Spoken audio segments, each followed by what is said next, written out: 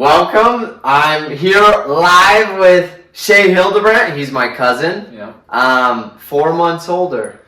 Yeah. Yep, 4 months older. And he's taught me a lot over the years. That's why I'm sitting down with him to learn more about being an entrepreneur, being a salesman. Mm-hmm. So let's start there with you going into summer sales. Well, maybe even before summer sales. Growing up, I mean, we hung out together a lot. But how did, from an entrepreneurial perspective, how did you get into like entrepreneurship and like, I know we did a lemonade stand growing up. We did golf balls. Yeah. What was that? I guess like all growing up, like I always wanted to be an athletic director. Well, I always wanted to be like in the NFL or NBA, but then I realized I wasn't going to make it. So I was like, okay, I'll become... You and me both. And then I was like, okay, I'll be an athletic director. And for a long time, and even into like college and stuff, I thought, yeah, this is my path. I did a ton of research, but I guess I didn't really realize it, but I mean, like all during high school, I hated when people told me what to do. Like I hated that, hated that. And I might be a cocky SOB, but like I usually think my way is the right way, you know? Like I usually think through things, and then also I think that there's better ways to do stuff. And like I would always think that. And so I guess that's kind of what led me really down the path to entrepreneurship, is that one, I like, while I'm like super down into like that lifestyle, is I could never even imagine working for someone again, you know, like having a boss tell you how to live your life and what to do with it. Like that seems crazy to me. But I would say just that is that I just kind of realized that I have a lot of more capability on my own to accomplish my goals, rather than trying to go through a chain of like leadership or people that kind of dictate your success. So, you kind of wanting this independence led into kind of a lot of decisions that you made. Mm-hmm. Then how did that lead into summer sales? Honestly, I went to a year of college right out of high school, and then I went and served in LDS mission. And that first year, after graduating from high school and going to college, I had a couple of people, like, I knew about summer sales and doing sales, and I always thought, like, I have the personality for that. Like, I'm very, like, personable, and I can talk to people, and I'm not afraid of that. And so usually the people who are like, I have the personality for sales, are probably going to be good at sales. Yeah, kind of. Usually, I mean, it's kind of... Really? After going down the sales okay, road, we'll talk about it's that. It's not just that, because sales... That's a good starting point. Yeah, sales will hit you in the face. But, okay. Yeah, I just kind of thought that. I got wined and dined a little bit before my mission, and I was like, all right, I'll come back and go do sales. Came back from my mission. Actually, one of my best friends, Jack Harrell, he was doing he did summer sales while I was out on my mission. And I came and I just like emailed his boss and said, hey, can I come out and do sales for you? Which in a manager's eyes is just like sent a gift from God, you know? Like, of course you can, buddy.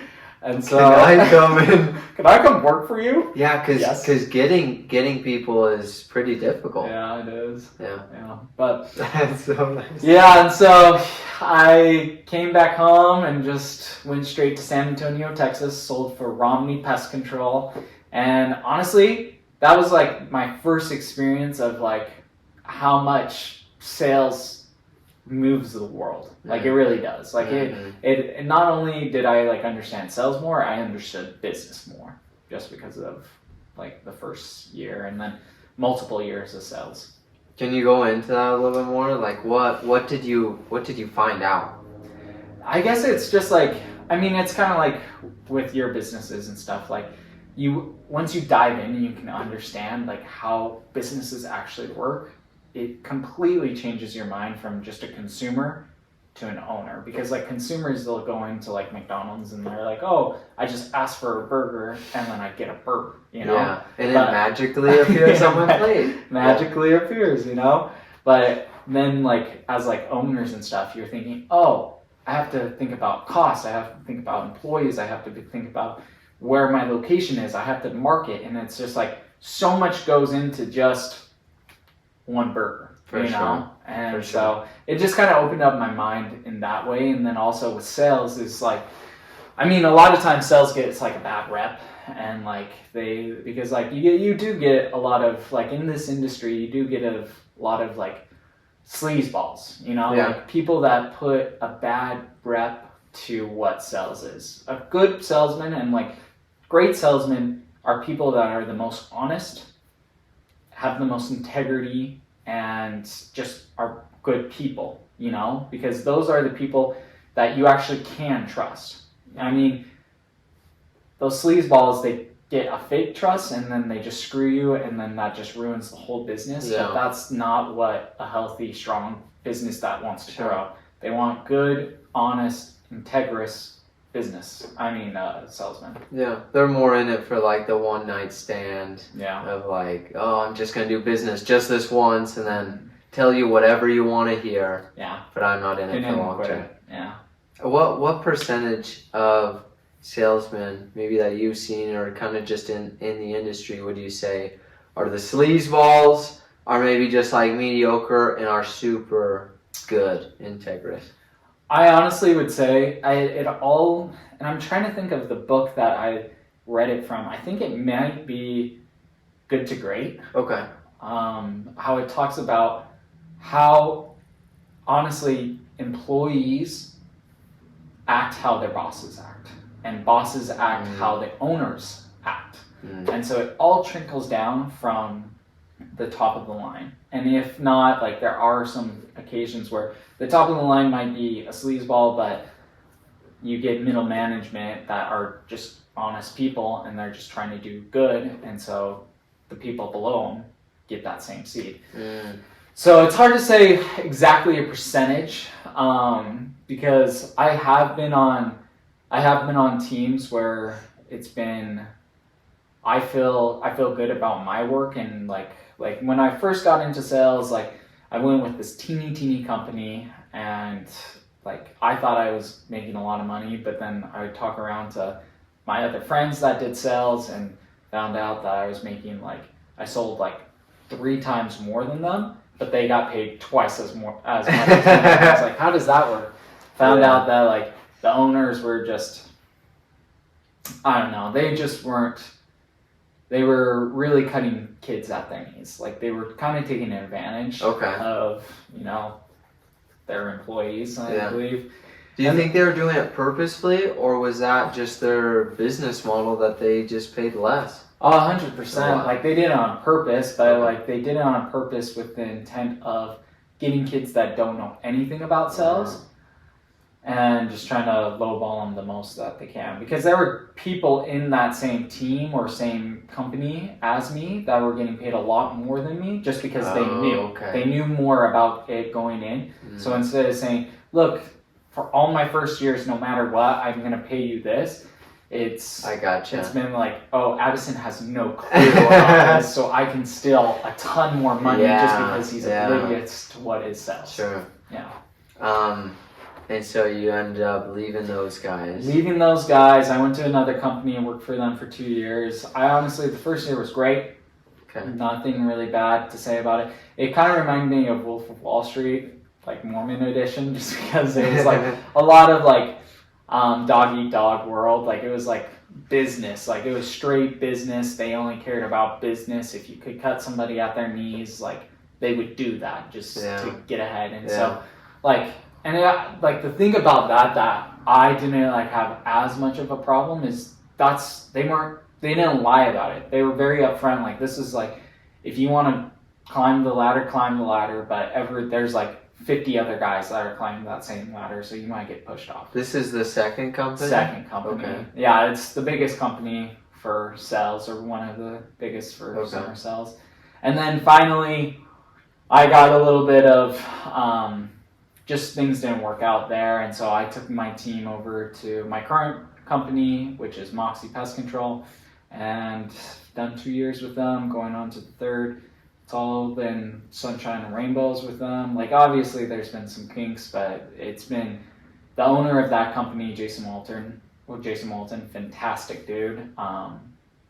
Really respect him, and he's like, the cool thing about him is his main thing is not really about growing numbers and stuff like that. Obviously that is one of his goals, but his biggest goals is to instill 5 core principles, which is integrity, keeping commitments, hard work, sales skills, and gratitude.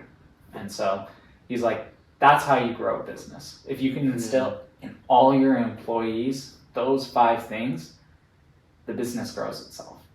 Yeah.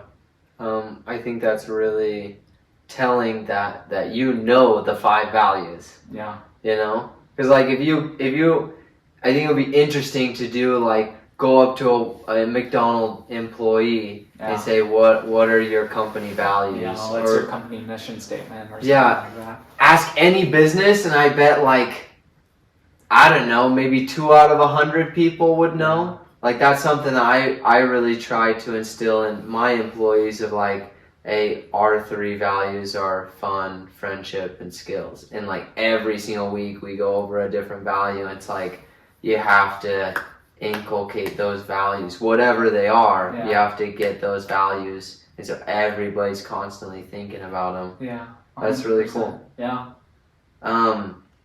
So with sales, what would you say? You went from selling yourself to then being a sales leader. Mm-hmm. Did you say sales leader or sales manager? So team leader, sales manager, divisional, something like that. Okay. Yeah. What would you say is the biggest difference from going and just selling yourself to now being a leader over other salesmen? Well, I mean, what's the difference between being a single dude and raising a family? It's very different. Yeah, it's definitely like a lot of my stress doesn't come from my personal success. It does because you have to lead from the front. You have to be someone that someone can look at and try to emulate. And so that does put a lot more pressure on, okay, I can't just talk the talk. I actually have to walk the walk. But then it's also a lot of my time and efforts and worries go into my team. Like the people I brought out and said, look, you sign on to this company, but you're really signing on to me. Do you trust me as a manager? Do you trust me as a leader that I won't take advantage of you, but I will help you throughout all of this and make it the best possible experience, even when, the whirlwinds come and like crap happens. I'll do my hardest and I'll work as much as I can to make it a lot smoother road for everyone, Because like you said, like the second company, it was just business of like dog eat dog world. Yeah. Have you seen The Founder? Yeah. Oh, okay. Remember when he's like, business is dog eat dog, rat eat rat. Yeah. I love that movie. But really, if you think about it, what's best for business, and I think the movie kind of skews. I think it definitely skews who Ray Kroc was, because if you think about it, what is best for business is long-term relationships. Yeah. And so if you screw somebody over today, like let's say your employees or your customers, well, they could have stayed with you for 8 months, 18 months, 24 months or longer, but because you broke the relationship because you're saying it's dog eat dog, that's actually not the best thing for business. Yeah. I think it's short term versus long term. Yeah. Right? It's like selfish and greed versus like being integrous and like taking care of your employees. Yeah. So how many people you have under you each year? Like what's been the progression?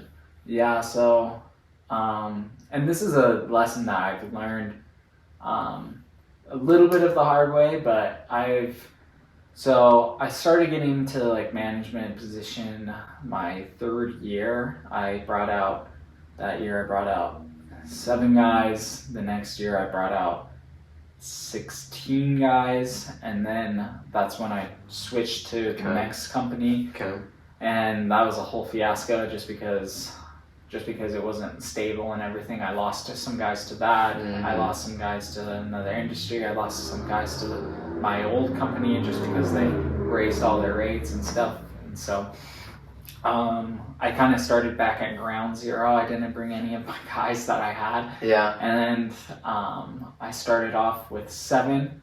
This last year I brought out 10, and now right now I have around like 20 and signed, and so I'm projected to bring around like 30 to 40 guys this summer. Okay. Yeah. Have you found a sweet spot of, like, you're bringing more people? Do you think that there's a point where it's like, no, these are too many guys for just me to manage or lead? Well, it's this year is the year that I'm thinking about that a lot, and like it just goes down to delegation and finding your leaders, finding those guys. Like I have a guy, his name's Noah Sanchez. Okay. It was his first year last year.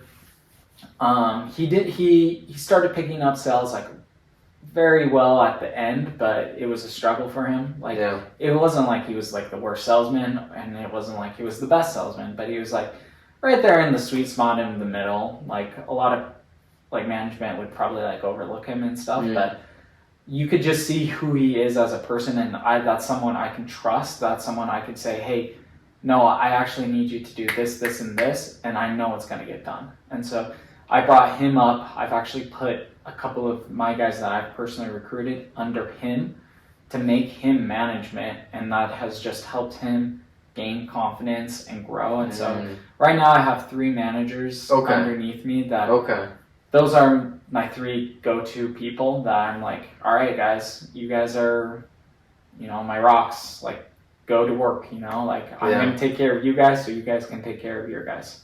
Yeah. So is this the first year where you've had a third tier where it's like your guy, you started out here and then you go to the second level and now you're at the third. This is the first year? Yeah, it's always been me, everybody, everyone. Yeah. And that's the lesson that I was going to tell you is that if you want to go far in a company, you have to plant your roots. Like, I really do believe that. Like, you can't just always, because that's what I did. 2 years with my first company, 2 years with this last company.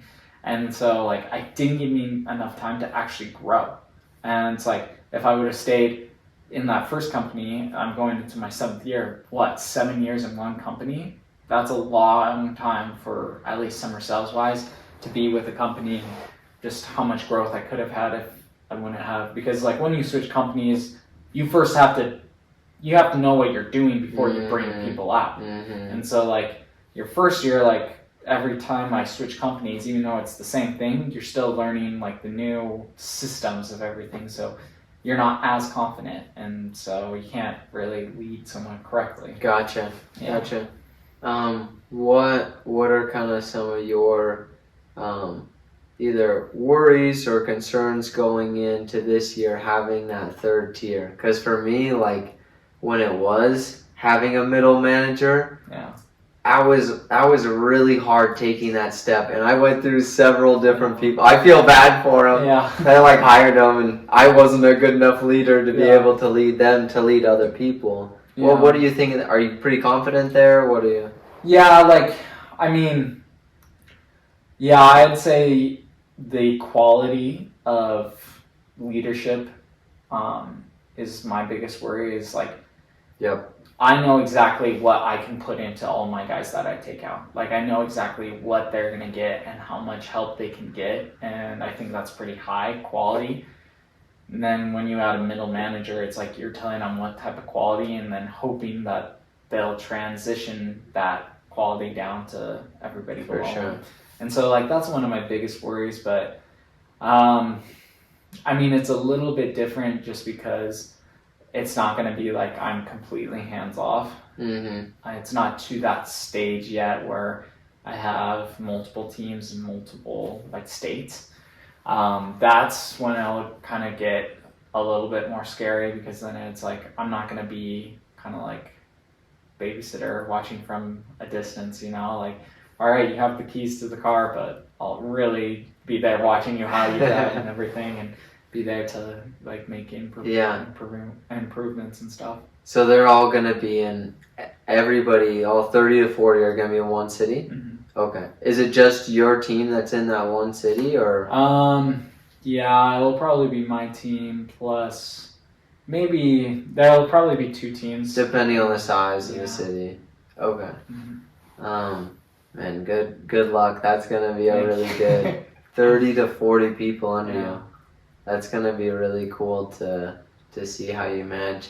One of my questions that I wanna learn for myself is like, what do you look for? We sat down and had this conversation over lunch or dinner or something with Lucas. What are the traits that you look for? One, in a salesman, and then 2, now getting managers. Who do you look for in like a sales manager? Yeah. For who I think is going to do good in summer sales, it's not those guys that are personable and like, I mean, it can be, but it's not those people that think, oh yeah, I have the personality for it. Personality can only take you so far. Sure. You know? Just like how talent can take you so far. Okay. The people that I honestly look for is like kind of like farmer boys, you know, like kids that can work hard. Yeah, work hard, and then also my big number 2, and it might even compete for number 1 because it's super important, are people that can take bad things or uncomfortable situations and not become a victim and not give excuses. It's the oh my goodness, I'm trying to think of the book. It's I want to say complete ownership. Extreme ownership. Extreme ownership, yeah. It's extreme ownership. People that can actually accept all their failures and all their achievements to themselves, you know? Okay. And not point the fingers, because with sales, especially door-to-door sales, it's I mean, it can smack you down and just keep you down there in the gutters if you let your mind do that. Yeah. Because like, yeah, it's my 7th year, and it's like, so last year, it was my 6th year selling, I had not bageled. And what bageled mean is I hadn't gone out and worked a day and hadn't like gotten at least one sale. Never. Really? Not. Okay. Yeah, 5 full years of that.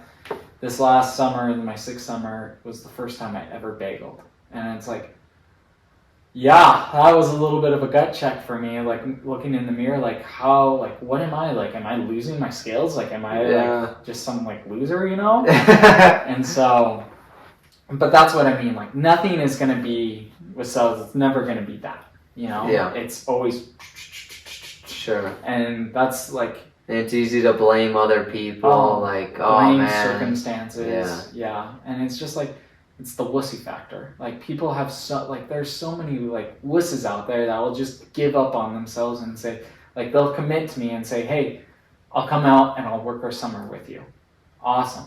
I put in all my time and effort before the summer, during the start of the summer, to get them trained and ready, and then when I let them out on their own, and then they might have a few days that are good, and then they might bagel for like 2 days or 3 days and say, no, I can't do this. Sales aren't for me. It's like, sales is for everybody. It's a decision. It is 100% a decision. You know, like I'm not 100% musically capable at like stuff. Like that's not one of my talents, but I've practiced a lot with the piano, and I'm not really good, but I'm a lot better than where I started. But it's not me saying, I'll never play the piano just because music's just not for me. Mm-hmm. That's a victim mentality, and you limit yourself. So that's like one of my biggest criteria is people that don't have limiting beliefs, or can like honestly just look at the positive of everything and just keep positivity even when you're going through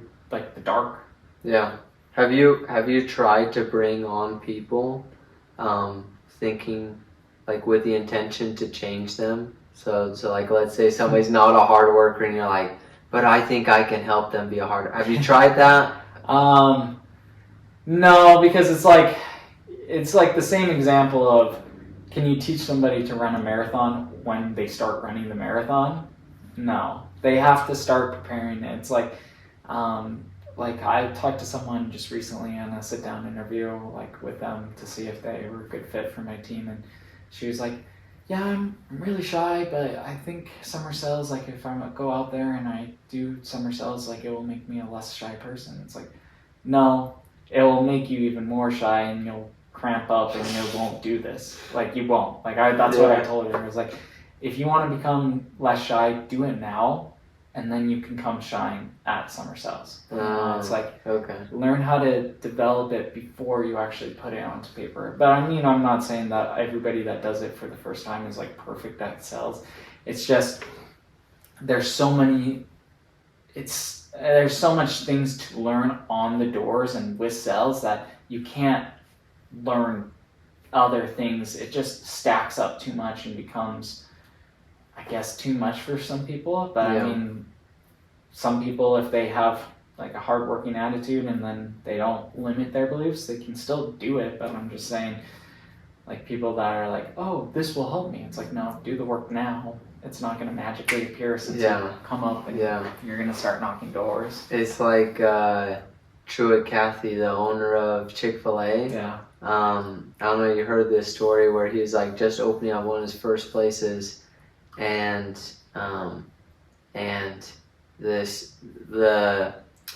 what was it?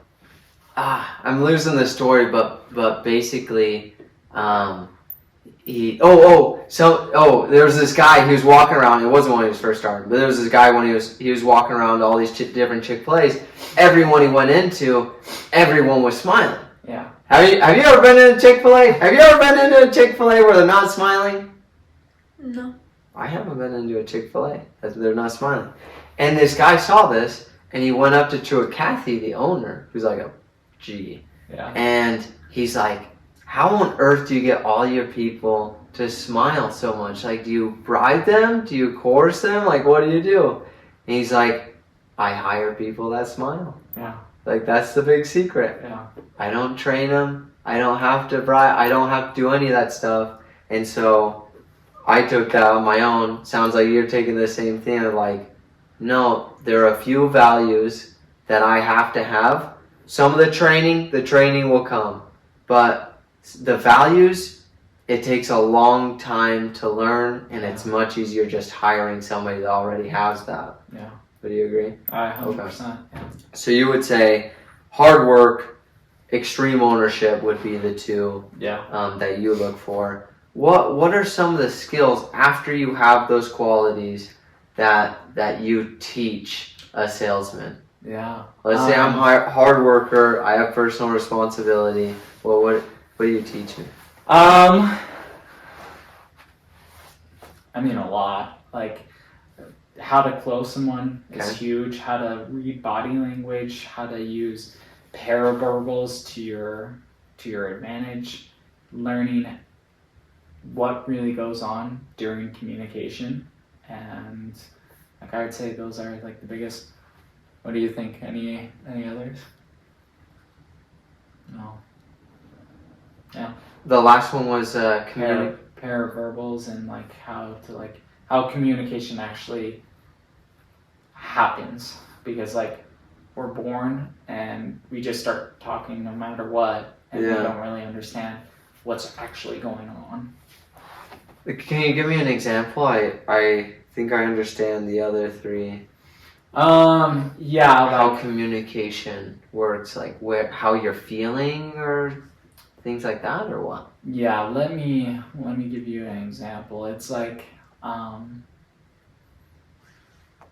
guess situational like awareness and like how people are actually reacting or like talking to you, and I guess it goes into body language and paraverbals, because like I can just say like you can tell like how I'm talking to you is authentic or it's lying, you know, like if I just say, yeah, it's like super cheap, you know, like I'm like not looking at you, like I feel like I'm doing weird gestures, but if I'm like, yeah, it's super cheap.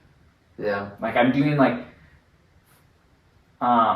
You have a little bit of touch. Yeah, subconscious things that Yeah. will just innate you to start trusting me. Like I just start nodding my head, and then even I'm nodding nodding your my head, head. and so like we're agreeing, and then also like I put my voice at a very calm, even tone that Okay. doesn't. It's not like I'm not using any high tones or low tones. Like I'm just speaking normally, and it helps people just trust you more. Okay. What about speaking fast? I know some salesmen speak really fast. Other people are like, I don't trust anybody who speaks fast because they're probably lying to me. Well, what do you think? I mean, usually people speak fast on the doors because they're nervous. Like that's usually like the main thing that makes people talk fast is when they're nervous. So as a manager, I usually, if I do see that, like I'll just tell them, relax, just talk to me, like pretend you're talking to me, like you're relaxed. You'll use normal tonalities and everything. On the other hand, like if someone is just naturally a fast speaker, they need to be a fast speaker on the doors. Whatever they're natural. Yeah, don't try to change your personality. Okay. Be who you are, but learn how to communicate well, how you usually communicate. And so like if someone just naturally speaks fast, it's like, all right, you speak fast, so you have to be very aware of your paraverbs and paraverbals. Yeah. Okay. Yeah, that's really interesting. So that's basically the closed body language, paraverbals, and communication. What are some like the top books that you'd recommend for somebody getting into sales? So actually, everybody that signs under me, I make them read 3 books before they can even come out in the summer. Take the Stairs, awesome book. Extreme Ownership. Okay. And then also David Goggins' Can't Hurt Me. Okay. Yeah. I haven't read the Can't Hurt Me. It's crazy. Okay. I started listening to it and it had quite a bit of language. Okay, this is in the other room while I died. And this is like, what? I only hear my mom and dad say it. No. Nobody else says it. Yeah. No, but even though it's like, it's pretty raw and he like, speaks like a sailor, it shows, like, not condoning his language or anything, but it's just, that's just how Navy SEALs really talk, and then he's just very upfront and real of how he usually communicates. Okay. Yeah. Okay, cool. Movies. You're a pretty big movie guy. Yeah. Would you recommend any, like, what movies? Are there any movies that you've seen you're like, I really like these specifically for sales? Jaws. That's a great movie. Nah. That would give me nightmares. Dumb and Dumber. Live by it. That is a great sale, though. That is a great sale with the car. Yeah. Right? Movies for sales. Maybe I guess not really. I'm trying to think of that one where it has Christian Bale and Steve Carell and Ryan Gosling. Oh, The Big Short? The Big Short. Yeah.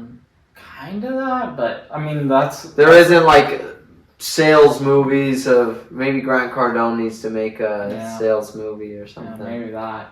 I don't know. There's like nothing that really pops in my mind. Like movies are kind of like my let go. Like okay, that makes sense. And then would you, let's say there's an entrepreneur just starting up, hasn't started a business or anything, would you recommend them starting up their own business, maybe a small business first, or going into summer sales, or like how would you make that decision if you were to start over somebody else else? Yeah. I honestly, and like not trying to be biased at all, I would say do summer sales. Okay. I would say that in a lot of different ways. You just see a natural sell happen, and like how people really react to like products, you know, like even though it's like door to door and like you can sell like pest control or like security or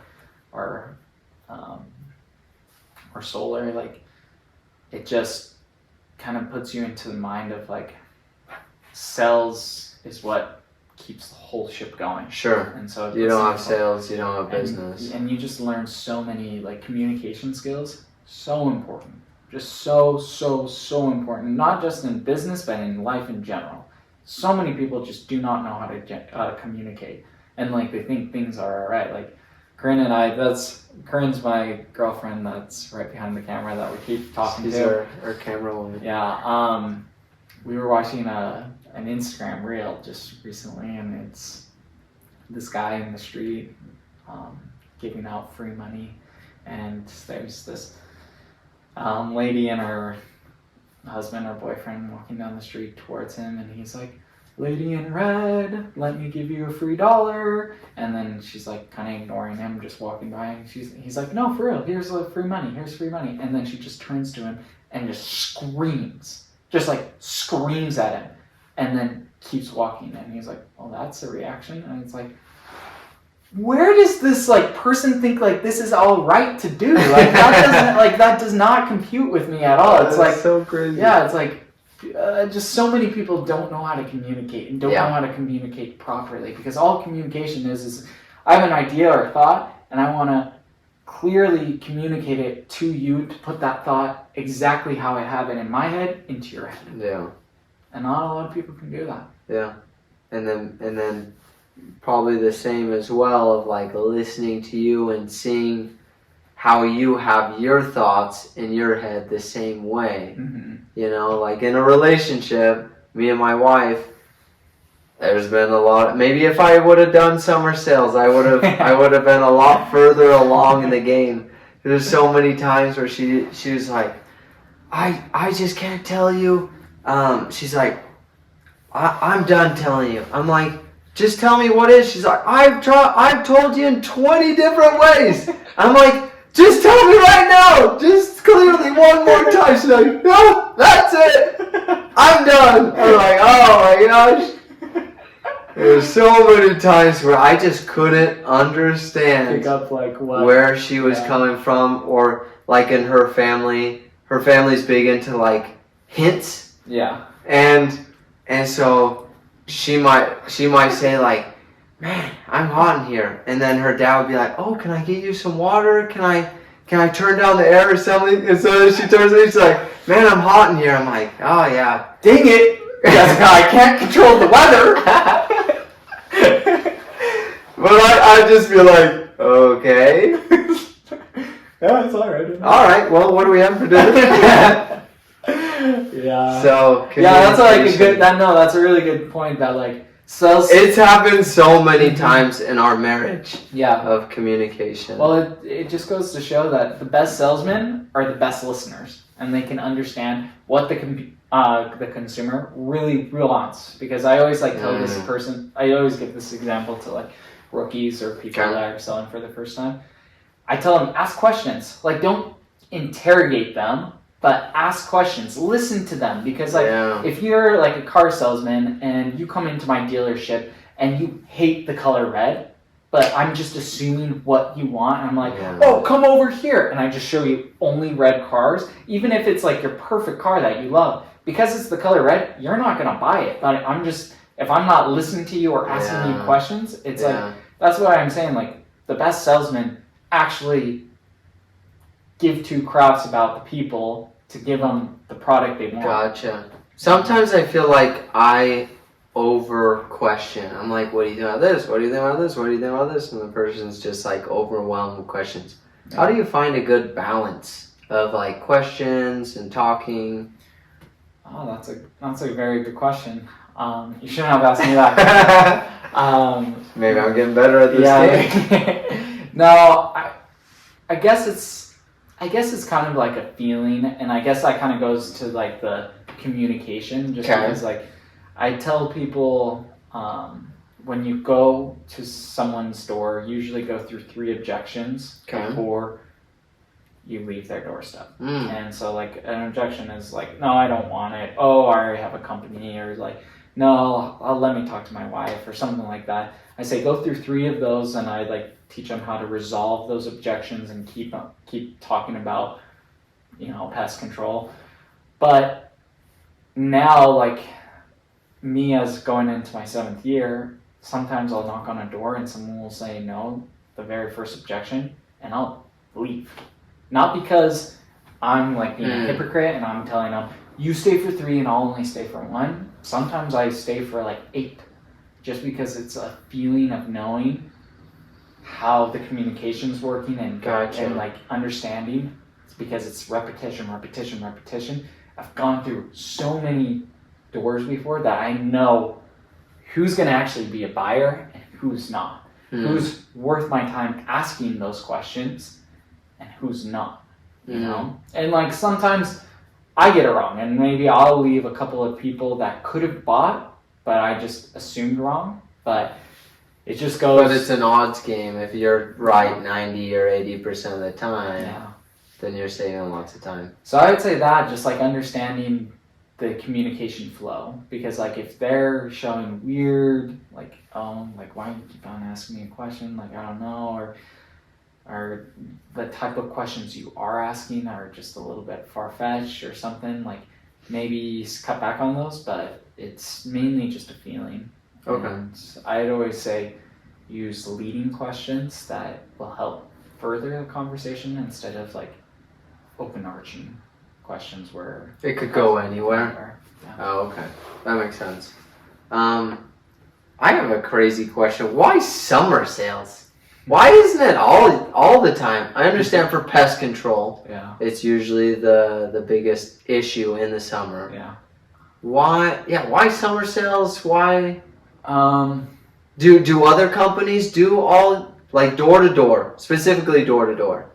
Do other companies do year round? What? Why is it summer sales? Kinda.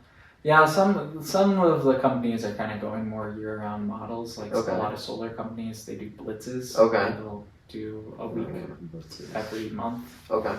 The reason why it's the summer, usually because it's a college-dominated world. Okay. And so a lot of it's like your summer work. Like I'm in school for the rest of the time, and so. But like that, it goes back to like. Goes back to why I say, like, if you are an entrepreneur, like, come do sales before you go into your business, because you're able to gain a lot of capital in a short amount of time. Like I can bring out a rookie, and like usually my rookies average around like $43,000 for 4 months of work, which is kind of like, I mean, I graduated with my accounting degree, and like I'd work a full year and my starting salary would have been like $50,000. So it's kind of crazy that you can take like an 18-year-old and do that, and it's just like that's the average. Like I took an 18-year-old girl that just graduated. She graduated in like in the summer. Okay. Like, she was doing online. Oh, serious? Yeah, and so this super young 18-year-old freshman girl, or just barely graduated girl, came out and made over $110,000. Oh wow! Yeah, an 18-year-old, and so in 4 months, and so it just gives you the capability. So 4 months on, 8 months off. So think about like for entrepreneurs, which a lot of people in my industry are, like they go off and grind super hard, and it's not like they come back home and it's like, oh, la-di-da, I'm not going to do anything for 8 months. I mean, yeah, you do have a little bit more chill schedule just because you're grinding every day during the summer. But it gives you more time to focus on things that can grow you as a person, because no one, I mean, I don't know a person that wants to knock doors, 40 years of their life. They can, it's still super good money, but it gives them opportunities to invest, to go into real estate, to start up businesses, and be able to not just say, okay, like it gives a more balanced time where it's like I'm not trying to balance like 3 different objects at one time. It's like, okay, I can do summer sales during the summer, and then I can start up a whole new business for 8 months, and I have a lot of capital coming my way that I don't need to get loans for. I can go on my own. Yeah. Do you, how long do you recommend people stay? Is there like a usual, like, oh, you're just trying to get some capital, stay for 1 summer or 2 summers, or yeah, you want to make this a career, then stay for 20 years? People have different, it's kind of like that. Like, people come into summer sales for many different reasons. Okay. And, like, I'm not one to say, oh, you're only doing it for 1 year, get out of here. It's like, all right, let's work for 1 year, let's attain your goal, and let's make it a good thing. Because a lot of times, like, when people come in and do it for 1 year, it's just like entrepreneurship. Like, they get hooked. It's like adrenaline. It's like, oh, I just made this much money in 4 months, and now my company is taking me to Hawaii.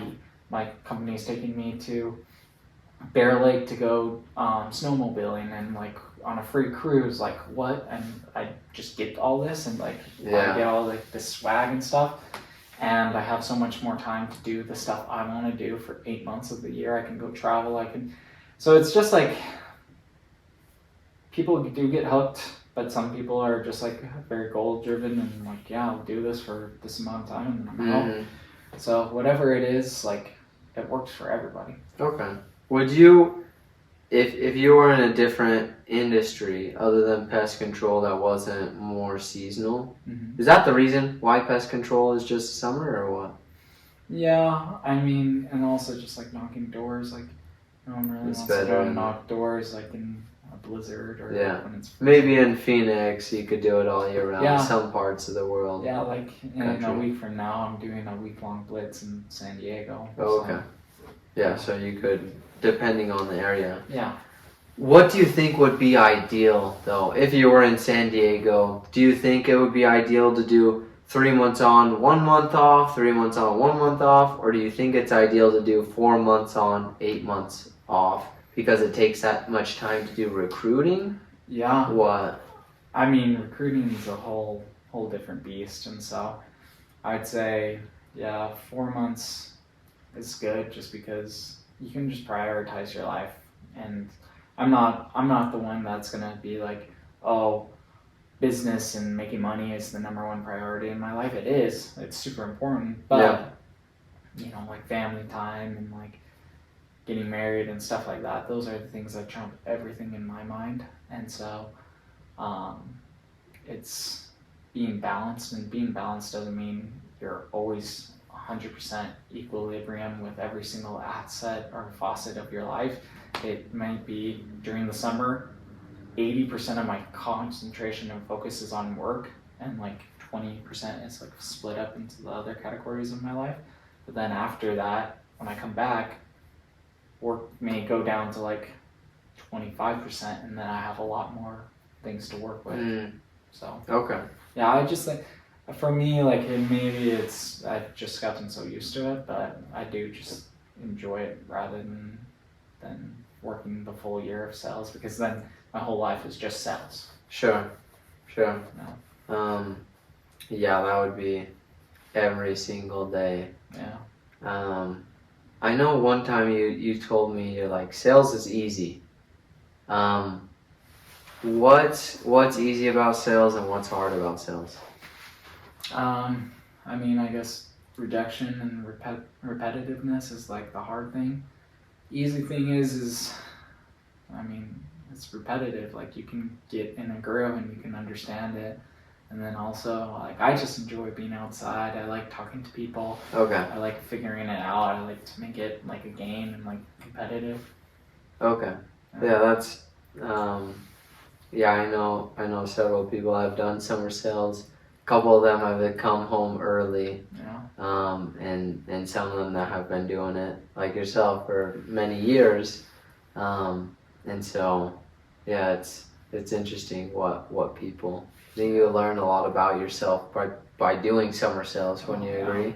Yeah. Like how mentally tough are you? Because anybody can do it, but it's just a matter of like, will you Yeah. actually follow through with it? Making and keeping a commitment to yourself. Yeah, exactly. Why don't you start your own pest control company? Yeah, I mean, I've definitely thought about it a couple of times, but I guess it's just not. The den of the beast that I really want to go into. Okay. You know, like I've gone into a den of the beast that's already established, and it's easy for me to jump in and jump out and focus on entering into another. Okay. I like category. that, den of the beast. Yeah. That's cool. And so I guess it's just that, like, I don't really have that full passion for this, and like I just see a lot of people. It's even though I feel like it can and I could do it, I just feel like it's something that's just super overused. Like a lot of people in my position will, I'll just go do it and start up my own company. Yeah, I guess I just don't have the passion to. Pest control company. Okay. I had a guy that was starting up another company, different industry. Yeah. But it's door to door. And he was like, well, I'm worried about hiring salesmen because I'm worried about them. I'm like, you're going to have to hire salesmen eventually. Yeah. But he's like, I'm worried because they're going to see how I do everything and then they're just going to copy my model and then they're going to be competitors. Yeah. Is that big of a worry with door to door salesmen? He's like, I feel like they have a higher percentage of taking my idea and doing it themselves and being entrepreneurial than like, I don't know, an accountant or an attorney. They're more entrepreneurial. Is that a worry if you're starting a company that's door to door that your own salesmen are going to be competitors?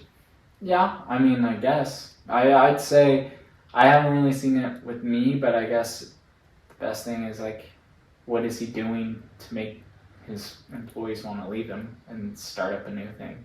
Like, is he not paying him enough, or is he not treating him with respect? Like, Gotcha. So you'd have to have really good incentive plans in place to like. Why would you want to leave? Yeah. I guess that, and just like also just being able to instill loyalty to you. Sure. Do you feel like it would be? And I know you're not gonna. That's not even in your cards. But do you feel like it would be disloyal to start up your own pest control company to Moxie, and they'd be like, "Oh my gosh, that Shea, what a traitor." I mean, I guess people can think what they want to think, but like. Would that hold? If that was an industry that you want to, would that actually hold you back? Like, for example, if somebody tells me like they're like, "Hey, I'm thinking of this business idea," I would feel bad if I went and took that business idea and I started my own business, or I started just because. I guess it just switches from what industry you are, because I feel like, I don't know, like if you owned a burger place and I started up a burger place, like there's millions of burger places. And so that's how it is with like pest control, at least. Like there's a million different pest controls, and so like you starting up your own one, it's like, yeah, I could see how leadership would be like, come on, man. But like if I had one of my employees for my lantern festival start up a competing lantern festival thing, I'd be like, time out, like what are you doing? You know? Like, and I guess that's the difference between I'm looking at it as an employee and I'm looking at it as an owner. Like, interesting. Maybe it is a little bit of disloyal. I mean, not being loyal, but yeah. Okay. Let's get into Lantern Festival. All right, let's get So, how did you come up with the idea? It's kind of a crazy idea, isn't it? Yeah. Lantern Festival. I taught the Chinese about it. So. Now, like 6 years ago. I thought I saw a photo of you in like the history books. Yeah. Come Chinese. No, my little sister, she was going on a date with her now husband to Asia? Yeah, Asia. Okay. She was going to the big lantern festival in Twila, the ones that they go up in the air. Okay. And those are the ones that are like national brand. Yep. like they're all over. Yep. And she's like, you should come. And I was like, okay. And I looked on the tickets, and there was $100 per ticket. And I was like, are you kidding me? Like, there's no way I'm dropping $200 to go on a date. Like, that's ridiculous. Yeah. And so I was like, I'm gonna start it my own. Like, this can't be that expensive to put on. Yeah. And so. And this is they got people out to Tooele. That's like an hour outside of Salt Lake, right? Yeah. Holy crap. And so like this was right during the time where I was in business management in college, and my entrepreneurship was really coming out. I was like, yeah, I can do this for cheaper. And so I started the first one in Cedar City on a place called the Lake on the Hill. And I just... It's a beautiful, beautiful spot. Really cool. And I just, like, the first week, I just did so much research and, like, figuring it out, making a plan, and then data analysis, and just, like, everything. And then I was like, okay, am I going to just keep this for my information, or am I going to pull the trigger? And I pulled the trigger, learned so much. It's putting a puzzle piece, like you're doing a puzzle every single day, and every single day you're getting a new puzzle piece to the puzzle. And so you're just like, okay, let's figure out how to do this. You're just rolling with the punches, you're figuring out on the way. And so that's kind of how it started up. It wasn't like really like a crazy, like, oh, as a little boy I watched Tangled all the time and I always wanted. No, it was just a cool idea, and I like it because you weren't like an expert in lanterns and no, things like that. Didn't study lanterns 101. No. Because I feel like a lot of small business owners, they're like, oh, I'm good with my hands, so I'm gonna start up a mechanic shop, or I'm really good with numbers, so I'm gonna do something with numbers. Yeah. But you didn't do that. Do you feel like if you went into a business where it was more of your expertise, something with sports, that it would have been more successful or less successful because you would have the expertise? See, like, yeah, I might have not had the expertise with lanterns, but I had the expertise, or not even the expertise, because I'm still learning so much. Sure.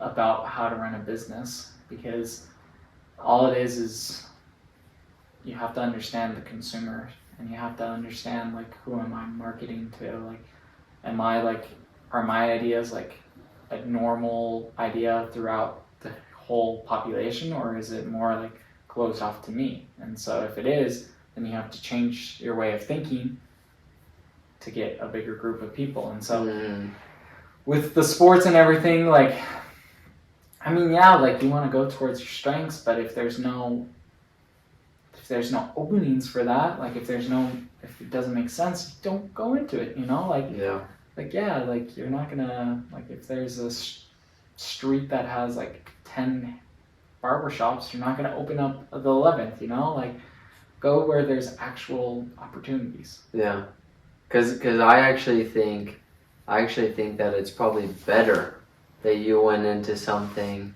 that you didn't have a lot of info about, because what I've seen is, like, somebody who's really good at it, they make the business decisions based on what they want, versus based on what the consumer wants. Yeah. And then it gets muddy in their own mind. I told you, like, the other week that when I'm marketing, I think I put on my, like, 18 to like 40-year-old woman's, like, ball cap, and that's how I think. I want to think exactly how. For the Lantern Festival. Yeah, for the Lantern Festival. How they would like it, because those are my top consumers. Okay. You know, like, those are the people that want to come, and then also I market to, like, just like the single guys that want to do date night with their girl. You know? Yeah. So tell us a little bit about your success, because you've had some really good success with the Lantern Festival. Yeah, it's been super fun. I've really enjoyed it. It's been cool to see, like, a lot of marriage proposals there. It's grown, like, every single year. Like, the first year it started around, like, I got a little bit over 1,000 people to attend the second year. That's incredible. Yeah. Just that point, 1,000 people first year. Boom. Yeah. My next year, I jumped venues. I got around 2,000. Then the third year, Doubled. Yeah, doubled. I doubled. I opened up another one in Utah County, kept the one in southern Utah. Fourth year, I did it again, and then each one kind of had, each festival that I put on 3, each festival had around 4,000 people in attendance. 3 of them in 1 year, 4,000 people in each? Yeah. Wow. So 12,000 people. Mm-hmm. What's the average ticket price?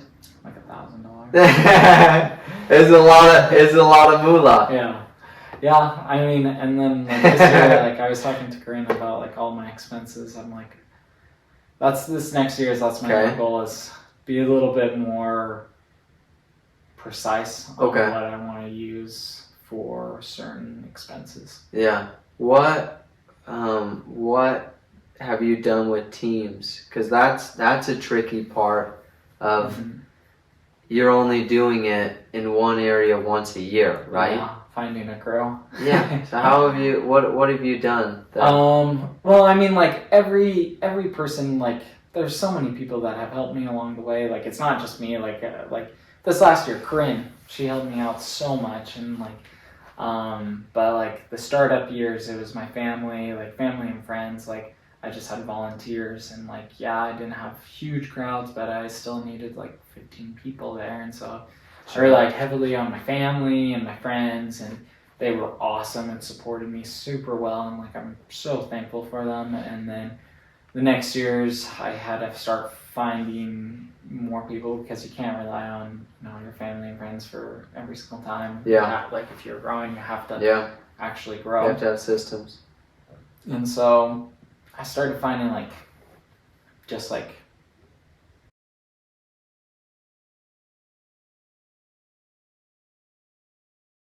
get married, travel a lot. Business-wise, there are a couple of ideas that are floating in my head right now that my biggest thing is not running myself out too thin. And so those are the ideas that I'm I can't wait until I can pull the trigger on them. But I want to be very smart with my time, that I'm not just putting in crap time. I want to be putting in quality time for the things that will actually work. So right now, the things that I'm doing right now kind of take up the next, for sure, year, and then hopefully 2024 I can roll out a couple of ideas that I'm kind of juggling in my head.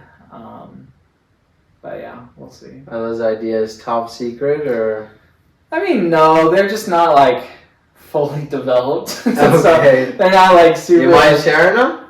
Yeah, or at least some of them. I mean, one of them is I want to do I want to get into online sales. Okay. Just have that as something, and so I've been thinking about doing clothing line, which is super saturated. I know that, but it would be more of because Ghetto Magic. Yep. I'd love to roll out a line of that would be cool. Yeah. That would be really cool. Doing that. It's such a cool name. Ghetto Magic, it's super cool. I'm named after it too. Yep. So, and you're from the ghetto. And I'm from the ghetto, Harlem. But yeah, that's one of my big ones that I want to do. I also want to. It's not even I just want to figure out more of what is it called? Freaking I'm losing the word in my head. It's drop shipping. Okay. Yeah, and having a drop shipping store and stuff like that, figuring that out a little bit more. And then also just I want to do a little bit more of investing into actually, because that's what I was saying for sure before, I don't really know crazy much about investing into companies and stuff like that, but I also want to do those things. So I don't know if those are necessarily like business ideas, but those are like other business related ideas that I want to jump into. Well, I mean, have you heard of Robert Kiyosaki's cash flow quadrant? I've heard about it. I can't really say right now. Like there's like 4 levels. It's like starting as an employee, then you go to small business, and then you go to big business, and then you go to investor. Yeah. And he's like, you want to be at big business and investor. And so, I mean, investor is just investing into big businesses. Yeah. So I think that's really cool. Yeah. Oh, Toro. That's another one that I want to get into too. Is that the car rental? rentals? Yeah. Meaning you would get other, like you would buy up cars and then rent them out? Airbnb for cars. Okay. Why not lease the cars? Because you're leasing the houses. Yeah. Why not? I guess better return on ROI.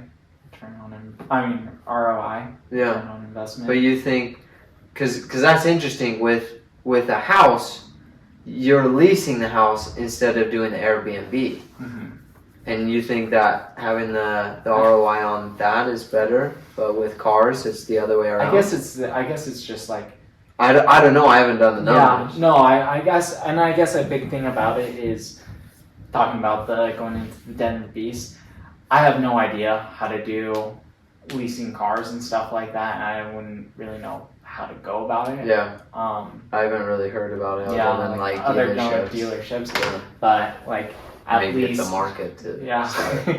But at least like Turo is like, it's already established, people know about it. Yeah. And it's just easy for me to jump in, Yep. put on my cars, less time and effort for me, but also a good another income source. Okay. Yeah. Well, I appreciate the interview, my man. Yep. If you really enjoyed this interview, click right here to watch more. If you want some business tips, click right here.